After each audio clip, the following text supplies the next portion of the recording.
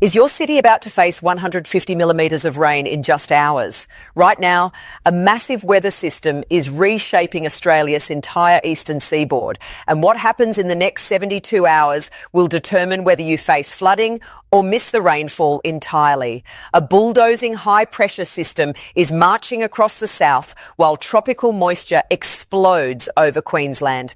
Between them, a convergence zone unleashing severe thunderstorms with rainfall rates exceeding 80 millimetres per hour. Here is your reward for the next 30 seconds. I'll reveal exactly which cities face the highest flood risk this weekend, down to the specific hour the heaviest rain arrives. The cold front that ripped through Victoria and Tasmania has dropped temperatures by 12 degrees in some locations. That same front is colliding with tropical heat, creating a volatile squash zone across central Australia. When cold air meets warm moisture, nature erupts. Comment your location right now and I will make sure you get precise timing for your area. Generic forecasts want to cut it when 60 to 80 millimetres could fall in a single afternoon. Brisbane, URE first. By Friday morning, that convergence zone positions directly overhead. Peak intensity? Between 2 p.m. and 6 p.m. Friday. Some models show 100 millimetres possible just offshore near the Sunshine Coast. The critical question, will that offshore deluge stay at sea or drift inland? Your timing window, Friday afternoon, 2 p.m. to 6 p.m., those specific 4 hours. Sydney, you are catching a break. The southerly change has cleared your skies by Thursday evening. Friday, dry. Saturday, still dry. But while you stay dry, high pressure building south brings northerly winds by Monday, pushing temperatures up 5 to 8 degrees above average. Sydney timing, dry conditions Friday through Sunday. Temperature rise begins Monday. Now the severe weather box. This isn't a fear-mongering. When we draw a severe weather risk box over central and southeastern Queensland, conditions align for dangerous outcomes. The box extends from Rockhampton south to the New South Wales border, inland to Charleville. Inside that zone, 6 million people. Peak risk window, Friday afternoon through Saturday evening. That's a 30-hour danger period where rapid onset flooding could develop with minimal warning. Here's a shocking number. Soil moisture is already at 70 to 85% saturation from recent rains. When 80 millimetres falls on saturated ground, it doesn't soak in, it runs off fast. Townsville and Cairns, monsoon moisture continues. Consistent rainfall totals of 20 to 40 millimetres daily. By Wednesday next week, weekly accumulations could reach 180 to 220 millimetres across far north Queensland. Your timing, persistent showers and storms, no specific severe weather window, but cumulative totals matter. Melbourne, your story is temperature whiplash. That cold front dropped you to 16 degrees Thursday. By Monday, northerly winds push you back to 28 degrees, a 12-degree swing in 4 days. Melbourne timing, cold through Friday. Warming begins Saturday. Hot northerlies arrive Monday and Tuesday. Adelaide, you are riding the edge of multiple systems. That southeasterly change Sunday brings slight cooling and possible showers, maybe thunderstorms. Rainfall amounts, 5 to 15 millimetres at most. Adelaide timing, southeasterly change Sunday morning. Showers possible Sunday afternoon through Monday dawn. Then heating returns Tuesday and Wednesday. Canberra, high pressure dominates your weekend. But watch Monday. Northerly winds develop, bringing increasing heat. By Tuesday, Canberra could hit 34 degrees. Wednesday pushes even hotter, potentially touching 37 degrees. Canberra timing, cool Friday and Saturday, heating ramps Monday, peak heat Tuesday and Wednesday. Hobart, you need rain desperately. Tuesday into Wednesday, a weak trough may slide through from South Australia, bringing a line of showers. Confidence is moderate. If it holds, Hobart's rainfall window is Tuesday evening through Wednesday morning. Amounts 10 to 25 millimetres possible. Perth, a weak low, sits off the west coast. Sunday brings a southeasterly change between that coastal low and the next high pressure system. That squash zone produces winds and possibly scattered showers. Perth timing, southeasterly winds pick up Sunday morning, showers possible Sunday afternoon, mostly clearing Monday. The flood risk breakdown everyone is waiting for. Northern Rivers region of New South Wales, Uree in the crosshairs Sunday into Monday. Lismore, Ballina, Byron Bay, this is your critical window. Sunday afternoon through Monday morning. Rainfall rates could hit 60 millimetres in 3 hours during peak activity. With catchments already wet, creek and river responses will be rapid. The Wilson River, Richmond River, Tweed River all respond quickly. Sunday evening, that is when you need maximum awareness. Gold Coast and northern New South Wales border, URE the transition zone. Friday, you catch the southern edge of Queensland's activity. Sunday, you face the northern edge of the southward shift. Double tap potential. Timing for Gold Coast. Friday peak between midday and 6 p.m. Sunday peak between 3 p.m. and midnight. Toowoomba and the Darling Downs, elevated terrain changes everything. Orographic lifting enhances rainfall when easterly winds push moisture upslope. Friday afternoon and evening, this effect maximises.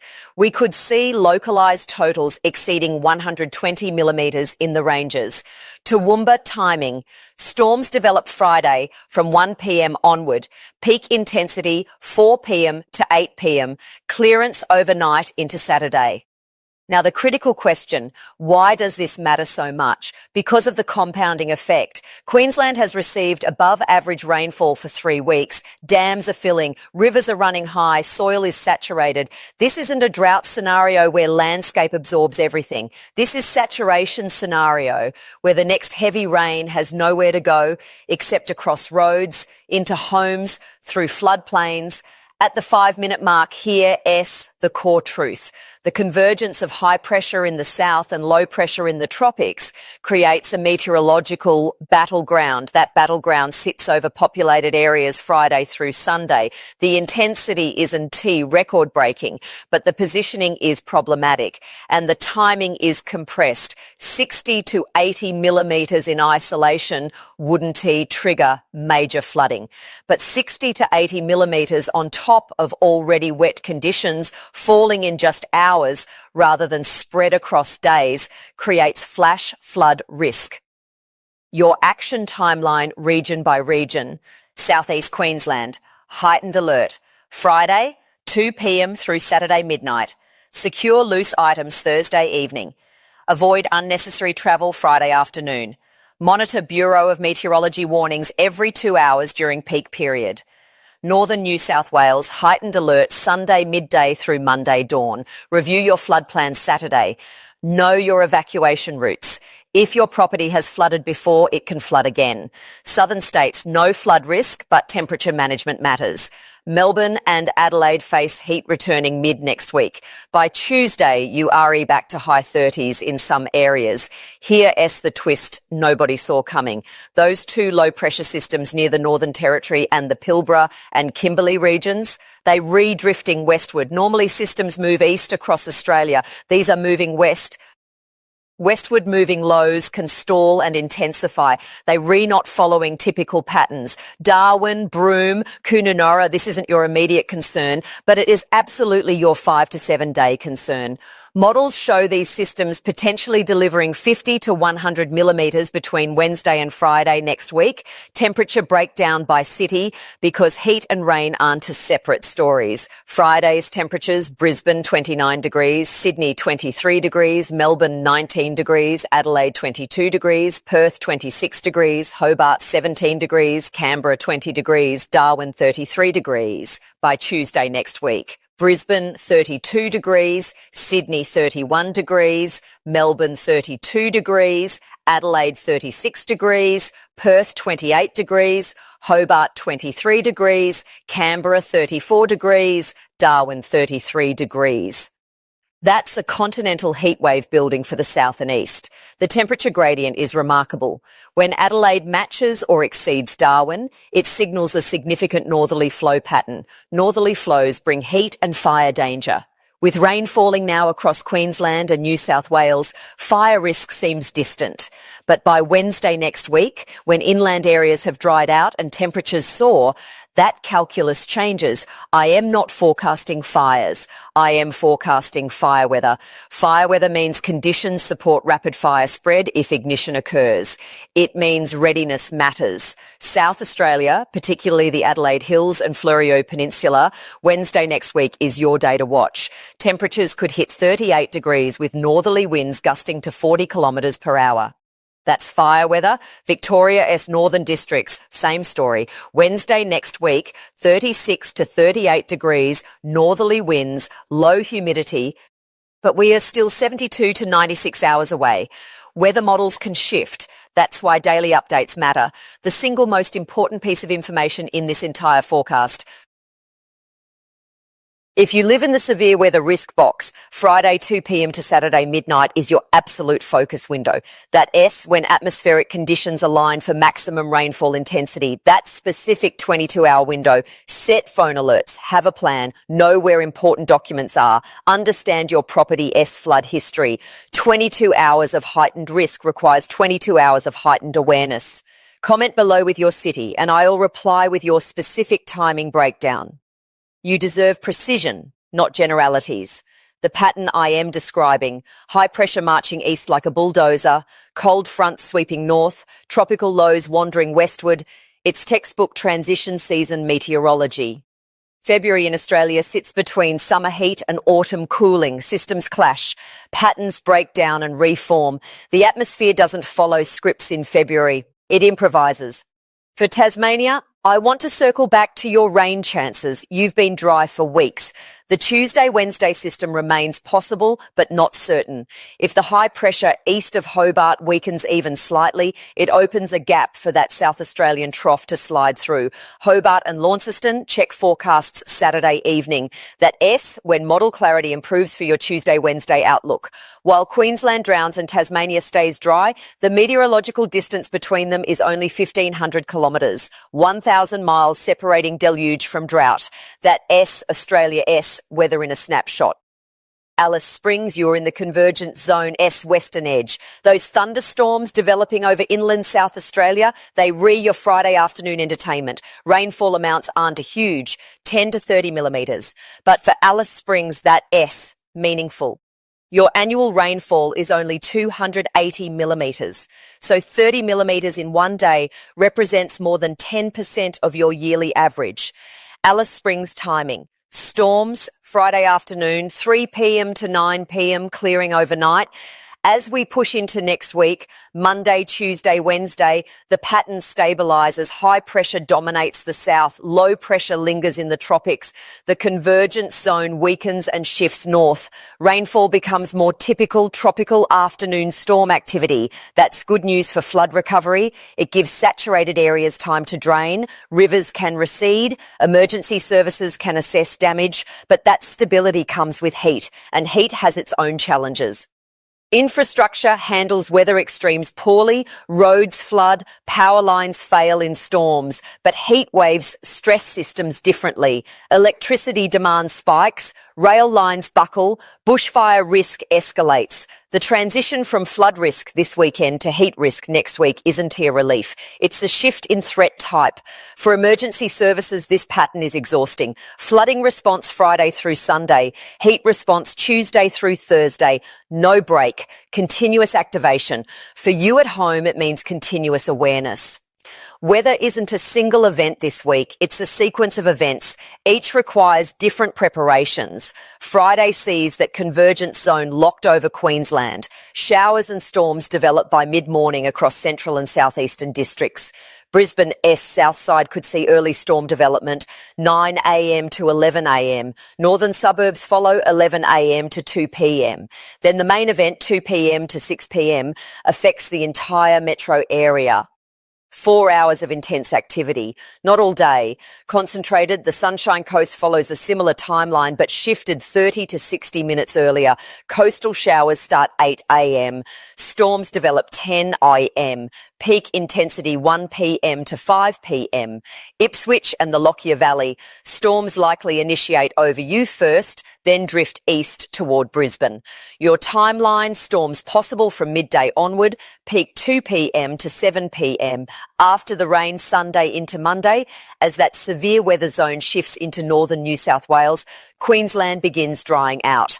Not completely. Showers continue, especially coastal areas, but organised severe weather diminishes. By Tuesday, Queensland-S rainfall becomes typical wet season activity, 20 to 40 millimetres daily in the tropics, 10 to 20 millimetres in the southeast. Manageable, no longer threatening. New South Wales faces its own timeline. Friday, dry south of Newcastle. Saturday, still dry except far northeast. Sunday, action arrives for northern rivers and mid-north coast. Monday, showers possible south to Sydney S northern beaches, but Sydney Metro likely stays dry. The ACT gets brushed by activity Sunday evening, but significant rain is unlikely. Canberra's biggest story is the heat building Tuesday and Wednesday. Victoria stays dry through the weekend. Melbourne's focus should be the returning heat. By Tuesday, 32 degrees. Wednesday, potentially 34 degrees. That's hot for February.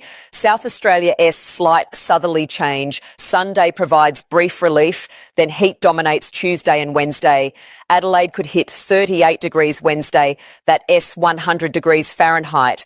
After a cool change just days earlier, the temperature swings this week are remarkable. Melbourne goes from 16 degrees Thursday to potentially 34 degrees Wednesday. That's 18 degrees Celsius variation. Your body doesn't adjust to swings like that easily.